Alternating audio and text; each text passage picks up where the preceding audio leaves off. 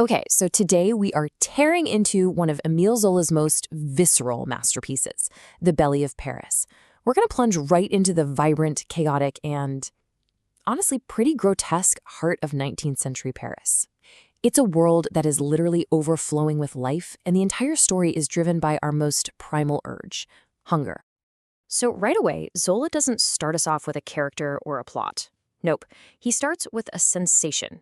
This overwhelming, all-consuming feeling of the central market, Les Halles. He paints it like it's a living, breathing creature. I mean, listen to this description. The pork shop isn't just open. It's flaming. It laughed. Its colors sang. This is not just a building. It's a symphony of pure abundance, basically a cathedral built to celebrate eating.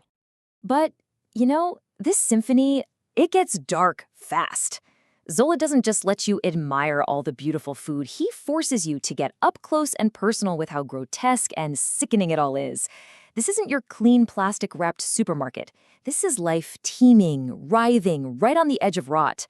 A cheese that's literally giving birth to worms. Another one so stinky that it kills flies that get too close. Life and death, ripeness and decay, they are completely inseparable here. It's just a full frontal assault on your senses. So, into this temple of food, this world of overflowing bellies and pungent life, a shadow falls. A man arrives. And this man is the absolute polar opposite of the market. He's an outsider, an anomaly, a person who's been hollowed out, defined not by what he's eaten, but by everything that's been violently taken away from him. His name is Florent, and he doesn't just walk into Paris, he kind of stumbles in, like a ghost. He's just escaped from the infamous political prison, Devil's Island, and he's carrying years of starvation and injustice on his back, both physically and psychologically. He is the living, breathing antithesis of this well-fed, comfortable city that he's just landed in. So how did he even end up in prison? Well, it's just brutally unfair. He wasn't some dangerous revolutionary. He was just an idealist, a guy in the wrong place at the absolute worst time. During an uprising, a dying woman collapses on him. That one single tragic moment seals his fate. And the note that condemns him, it's a masterpiece of cruel bureaucratic nonsense, caught with blood-covered hands. Very dangerous. And that's it. Based on that alone, he is thrown into a tropical hell without so much as a trial. And this image right here, it just perfectly captures the novel's central agonizing conflict. Zola puts these two realities side by side with almost surgical precision. On one side, you have Florent literally starving on a cold slab. And on the other, through a restaurant window, you have the city's elite, laughing at a party, getting slightly annoyed that the parade of human suffering outside is blocking the road. This isn't just scenery. This is the declaration of war that the entire book is built on. All right, so now let's flip the coin. Let's step into the world that stands against Florent, the world that embodies that full belly of the market. Let's enter the world of the well-fed, the comfortable, the complacent, the kingdom of the fat. And who is the high priestess of this kingdom? Meet Lisa Coinou. Her domain is that gorgeous pork shop we saw at the very beginning. And Zola says she just radiates this air of great honesty. Her home is this sanctuary of perfect order. I mean, her furniture is literally hidden under dust covers to protect it from the sun. Her whole philosophy is simple: make a decent living, live peacefully, and enjoy it. She is the picture of contentment. So you can see right away their entire worldviews are on a collision course. For Lisa, good government just means good business and a quiet night. Her loyalty is to stability, to the status quo that keeps her comfortable. But for Florent, politics is a moral crusade. He dreams about humanitarian laws that could turn this suffering city into a city of bliss. It is, quite literally, the politics of a full stomach, clashing head-on with the politics of an empty one. And Zola brilliantly lays out the book's main idea. But he doesn't just state it. He has a character say it, a cynical artist named Claude Lantier. And this is such a classic Zola move, using a character to voice his naturalist philosophy, this idea that people are just products of their genetics and their environment. It's a powerful social commentary on the class system of the time. So according to Claude, you can forget about good versus evil. He thinks all of human history is just one long battle between two types of people, the fat and the thin, les gras and les maigres. The fat are the ones who are satisfied, the people who have everything they need and just want to protect it. The thin, on the other hand, are the hungry ones, the idealists, the people who want to change the world because the world as it is has left them starving.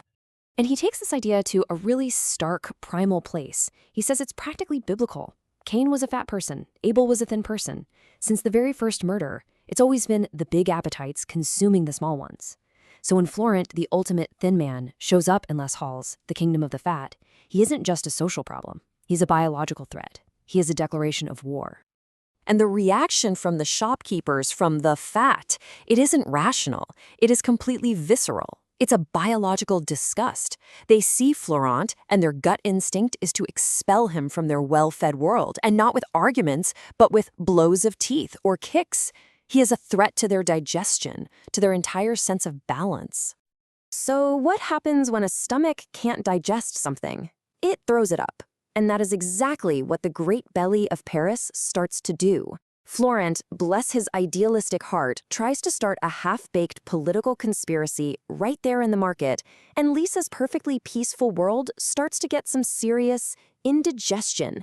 The body has to purge itself of what it cannot digest. And you can literally watch her resentment build in stages. At first, it's just simple annoyance. He's a financial drain, he's not pulling his weight, but then it turns into actual fear. His political talk starts to threaten her peace and quiet. She starts imagining police storming her pristine shop. But this last step, this is the crucial one: righteousness. She goes to a priest to get the moral justification she's looking for, and he tells her that honest people have a duty to act. All of a sudden, betrayal isn't a bad thing. It's a virtuous, necessary act. And so, she does it. Lisa, this pillar of honesty, goes straight to the authorities. In her own mind, she isn't a betrayer, no, she's a savior. She's protecting her family, her business, her peaceful little world from all the chaos that this thin, hungry man represents. But then, in this moment of absolutely chilling irony, her big act of civic duty turns out to be completely pointless. The inspector basically pats her on the head and shows her a massive file they already have on Florent. The system she's trying to protect was already watching. She wasn't some crucial informant. She was just a footnote. Her great moral struggle was, in the end, totally meaningless. The expulsion itself is swift and brutally efficient. It's like clockwork. The police infiltrate his meeting in the evening. By dawn, they're raiding the house and arresting him. By morning, a carriage has already taken him away. And almost immediately after, the whole market celebrates. The foreign body has been purged. The great organism can go back to its peaceful, well-fed digestion. And in the aftermath, the world of the fat doesn't just recover, it thrives. The pork shop is sweating health again, a fatty health. It is a triumph of the belly. And Lisa, the one who made it all happen, seems to physically expand. It's as if she absorbed the threat and turned it into more prosperous flesh. She has grown bigger, more solid, more herself than she ever was before. So this leaves us with a really disturbing final question. What are we supposed to think about this world of decent people? What is the true nature of all this comfort and peace? Well, Zola gives the last word to the one character who saw the whole grotesque drama for what it was, our cynical observer Claude Lantier. What scoundrels decent people are. Wow, it's such a shocking, brutal final verdict. Zola's novel really suggests that maybe, just maybe, underneath that serene surface of middle-class comfort, underneath that obsession with order and decency, lies a well-fed, ruthless, and consuming selfishness. A belly that will devour any threat to its contentment.